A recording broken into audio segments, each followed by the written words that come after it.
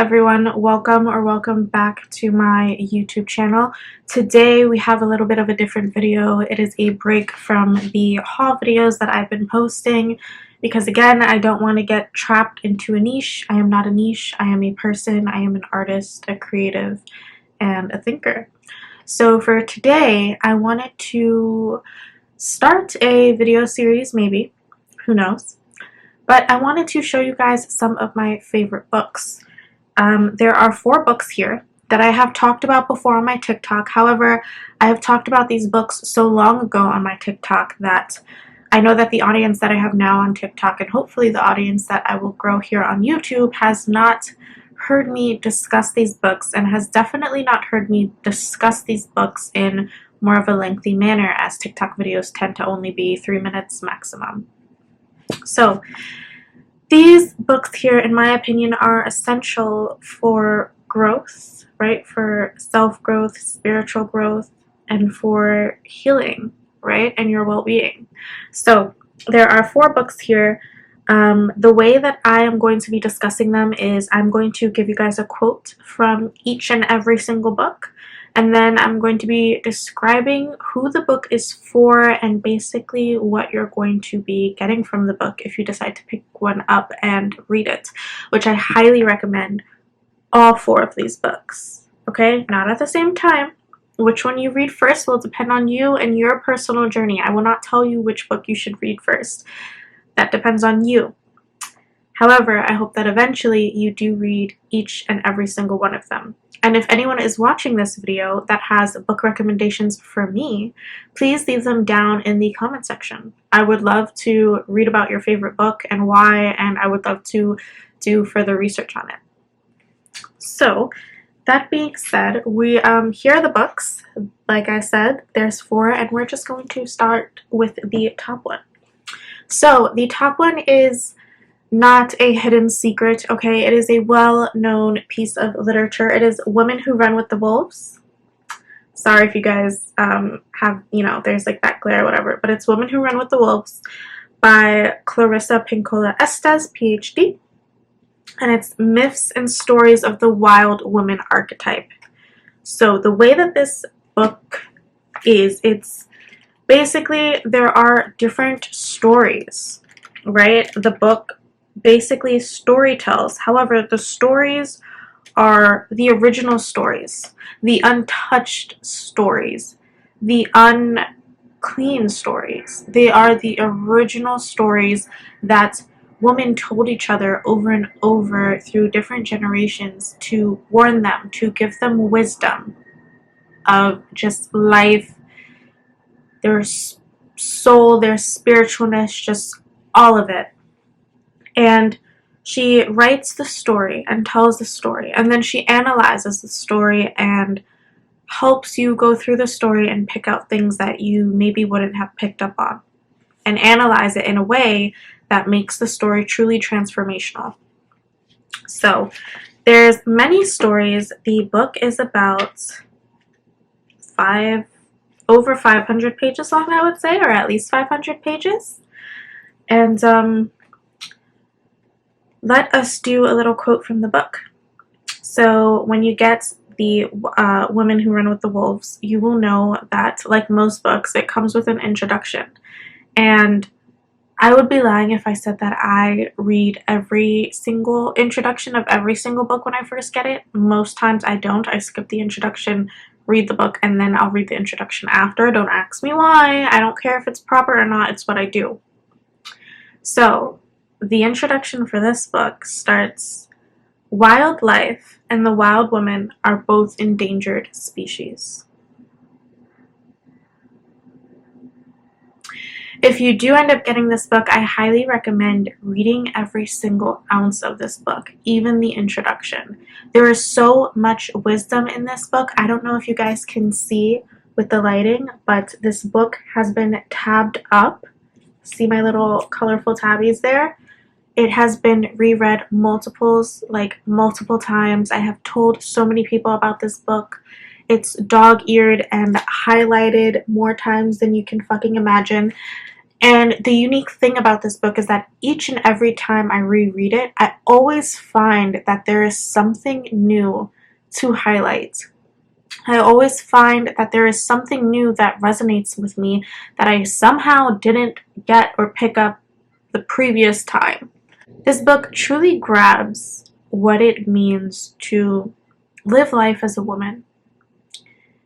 It grabs at what womanhood is and how womanhood happens to us and how we can escape the womanhood that society puts onto us and create our own womanhood or just our own life, and how we can really just settle into our truest form, whatever that may be.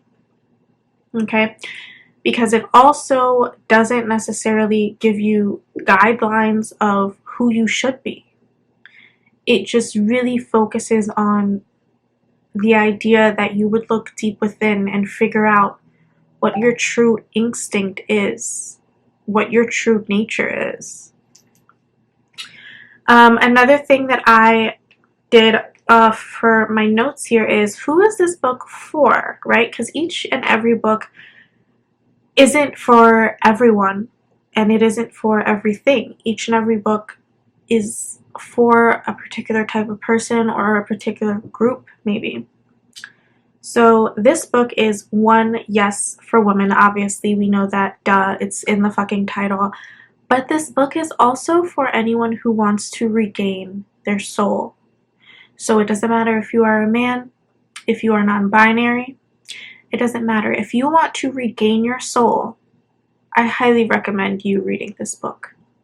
If you want to understand what happens when people lose their soul, when they lose sight of their true nature, read this book. I'm actually going to read the notes that I wrote, even though I kind of said it in my own words.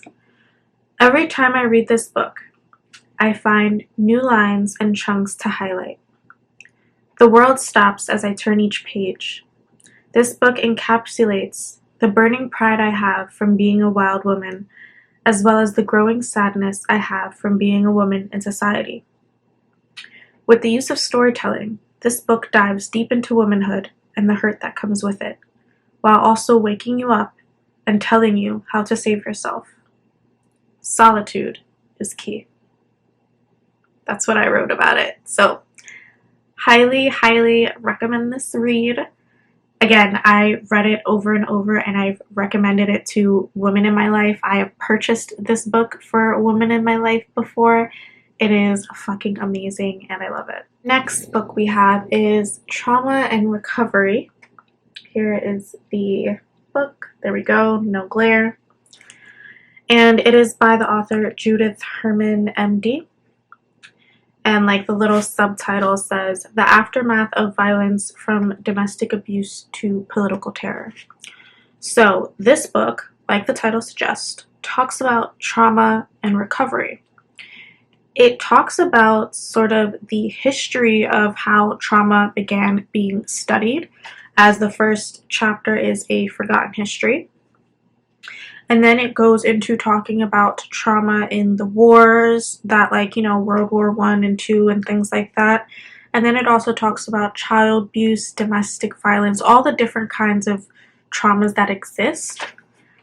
And basically it talks about that in part 1. The book is divided into 2 parts. And then in part 2, it talks about the stages of recovery and what that looks like and what that might feel like. It also deeply discusses how trauma and trauma recovery and how people recover from it and act once they've endured some type of trauma, it changes and it varies person to person, which is why, when it comes to that whole question about why certain rape victims don't come forward or go to police straight away, this book kind of explains that. So I will briefly run through the chapters. So in part 1, the chapters go as follows. There's 6. 1, A Forgotten History. Chapter 2, Terror. Chapter 3, Disconnection. Chapter 4, Captivity. Chapter 5, Child Abuse. And Chapter 6, A New Diagnosis. And then part 2, titled Stages of Recovery. Chapter 7, A Healing Relationship. Chapter 8, Safety. Chapter 9, Remembrance and Mourning. Chapter 10, Reconnection. And Chapter 11, Commonality. And then there is an afterword at the end of the book. For this book, let's get into my notes. The quote that I took from the book was, "No two people have identical reactions, even to the same event." And that touches on basically what I just was discussing about how trauma victims, specifically rape victims, have different reactions. People always wonder, oh, well, why didn't you go to the police? Why didn't you do this? Because that's not always the first instinct. That's not always the first reaction. Every reaction is different. It is not identical to the one before. Sure, we can see the commonalities within the reactions, but there's still so much more complexity there. Who is this book for? This book is for anyone who has suffered trauma and also trauma spectators. There are a bunch of people who think that trauma is simply a buzzword that people like to throw around, when in reality, trauma is a lot more simple than you would think. Trauma isn't always all of the horror stories that we hear about. Trauma can be if you broke your arm. That is a type of trauma. This book also gets into about how, trauma is how you deal with the thing. It isn't necessarily the traumatic event. A lot of people get that confused. There's the traumatic event, and then there's how you deal with it. And the aftermath of the traumatic event is the trauma response. So, yeah, I highly recommend this book to anyone who has experienced trauma and to trauma spectators, so those trauma spectators can get a heart and get a clue. But if you are reading this as a traumatized person, which if you are a human who has lived more than 2 seconds, you probably have some sort of trauma. Doesn't mean it has to be severe, but you probably have some sort of trauma. I highly recommend this. And for those who are severely traumatized, I highly recommend reading this book and rereading this book throughout different stages of your recovery, because you will uncover new things each time. You will gain new understanding, gain new perspectives, all those things. So, highly, highly recommend this book, Trauma and Recovery. I also think the world would be a much better place if people read this fucking book. But let us move on to something maybe perhaps a little bit lighter, a little bit happier. And the next book is a fan fave, and it's All About Love by Bell Hooks. I know this book has been popular in recent years, and for good reason. This book is amazing. This book is absolutely amazing, and the author, Bell Hooks, is quite intelligent. I do think that she has an interesting perspective on things that should be looked into. I really want to get that book from her that is called The Will to Change, the one that's like more so geared towards men. I would like to read that book. I also have the book Communion by her, but I didn't enjoy that book as much. It didn't resonate with me. I found that that book just simply wasn't for me, and that's okay because not every single book is for everyone. However, this book, I find, is definitely for everyone, and if you have never picked up a Bell Hooks book in your entire life, I highly suggest this being the first one. And again, this is all about love. I have read it multiple times. It is tabbed up, as you can see, and yeah, I have also told people about this and told people to go out and buy and purchase this book. So, the quote from the book goes as follows: "We are not born knowing how to love anyone, either ourselves or somebody else. However, we are born able to respond to care." So this book, All About Love, goes into love. It goes into what the word love means. What does love even mean, right? Is love a noun, a verb? What is it? And Bell Hooks goes on to explain that love is an action. It's not just a feeling. It can be a feeling. It definitely can be. But it is an action. And it is best applied as an action. And when we decide to take responsibility for that fact, and when we decide to take responsibility for our actions, we can actually find fulfilling and lasting love. Now, this book isn't necessarily geared for you to completely understand. It's not going to be a play-by-play of what you do in a relationship. It's not going to give you all the answers of what you should tolerate in a relationship or what it means when someone says a relationship takes work. That is going to look different to each and every person. That is going to look different to each and every relationship. But the goal of the book is to get a baseline level of understanding for love and what that actually means. And love versus care, and how we often confuse the two to be one and the same. And how that gets us a lot of times fucked up. So, who is this book for? It is for everyone and those who wish for love or to understand it. And it is also for children of immature parents. So while this book is geared to talking about love and what that means on a romantic level, I think this book is also very excellent for children of immature parents. It's excellent for adult children who have been abused at the hands of their parents.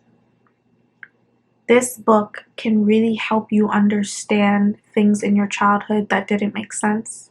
It can help you come to terms with your parents and how they failed and how they failed you. And it can help you deal with how you want to move on, because there are some people who have that thought process of, it was my parents' first time living too and they didn't know any better. And sure, that is true, but you don't just continue not knowing any better. You can know better, right? Let's not forget that we are autonomous adults here. We can seek out research. So do with that information what you will. And then it is also great as a book to really think about what romantic partnerships and romantic relationships mean to you. And, what do you want it to look like? What does it look like to you? What do you want it to look like? What are your yeses, your nos, your maybes, your compromise? And do you even want to be partnered? It really, really makes you think. I also wrote down as a note, love is an action, and what that actually means for relationships. Putting it to practice, analyzing past relationships, the willingness to love and the willingness of a partner. To love is also to be willing. To be willing to what will depend, but love needs a certain amount of willingness. We'll move on to the next and final book. So last but definitely not least, I do have a book that is a bit newer in my collection. I've only had this book for maybe about a year or so, I would want to say, maybe a little over a year. And that is the book Transcending the Levels of Consciousness by David R. Hawkins. I don't know if you'll be able to see because this part of the book is white and the light or whatever. Now, David R. Hawkins is the same author of Power versus Force, which is his more popular book, I would say. A lot more people know about Power versus Force and recommend that book. However, I think this book is a lot more essential. I have Power versus Force as well, but I prefer this book highly. Now, this book is a bit more of a unique read because I find that a lot of people would read this book and take it at face value and very literal and not know how to interpret it in a way where it makes actual practical sense. But also, I do think the author does a good job of really being quite literal and quite frank. I think that if you read this book and it fucks you up, it might be because maybe you need to get your ego in check a little bit, to think that you should just climb up this ladder that this book is giving you, which I'll explain. Anyway, first of all, let's go to my notes. Here's a quote from the book. Severe spiritual depression can represent the last toehold of the ego as it fights for survival. So, this book talks about the ego, but it also talks about the levels of consciousness, and it breaks it down into a table. I don't know if you guys can see that here. There's like a table and it has different numbers. I'll read to you them since you can't see it.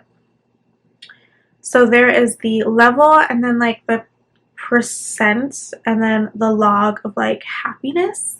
So at the bottom part we have things like shame, guilt. Shame operates at a 20.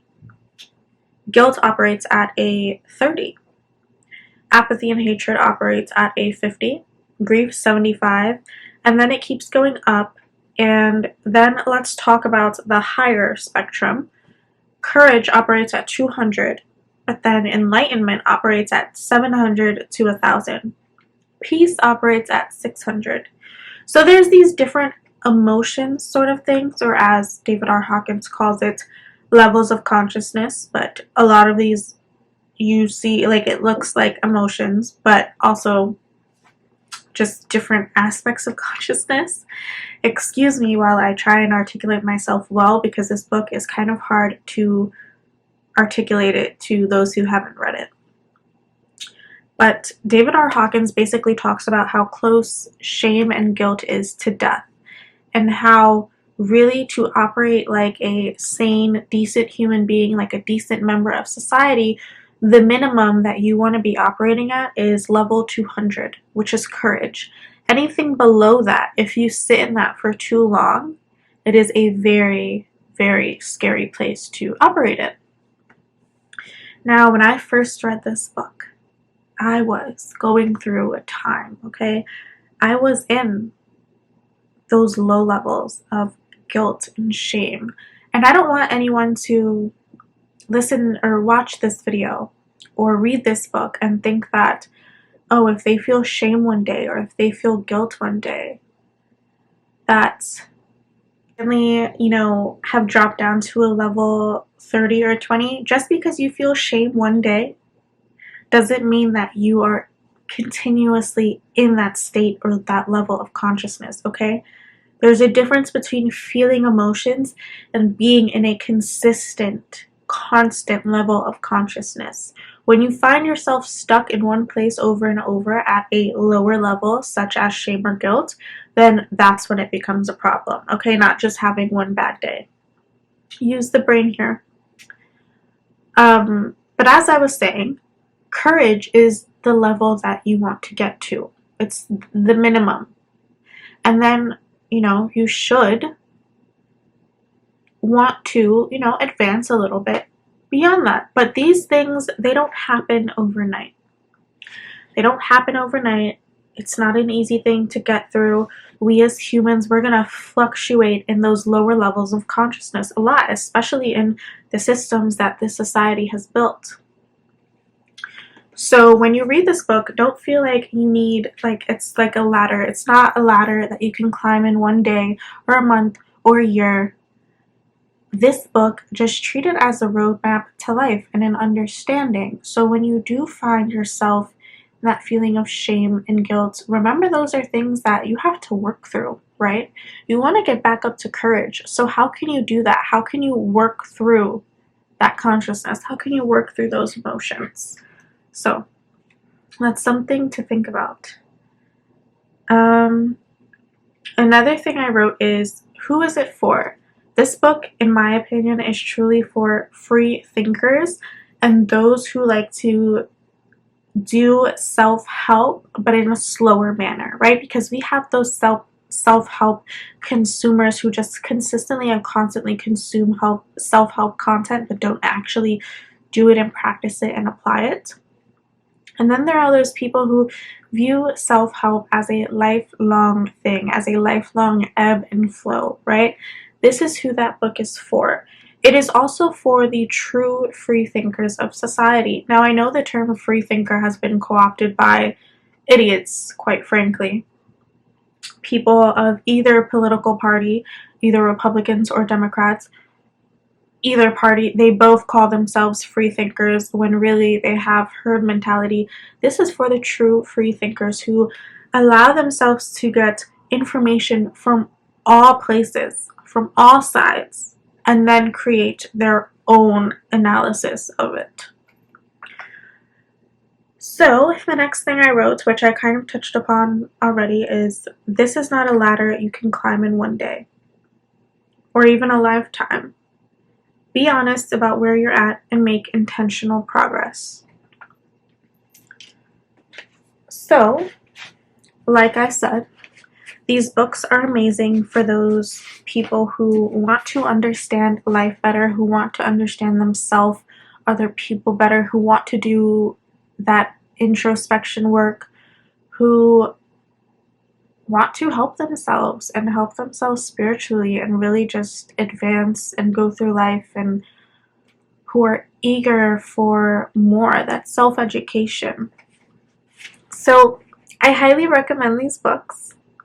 And like I said before, I'm down for any book recommendations you guys want to give me. I hope you enjoyed today's video, and let me know if you would like more videos like this or what else you would like me to go in depth about.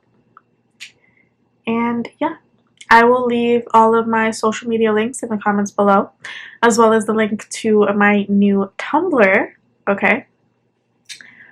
And yeah, I believe that's it. Bye guys.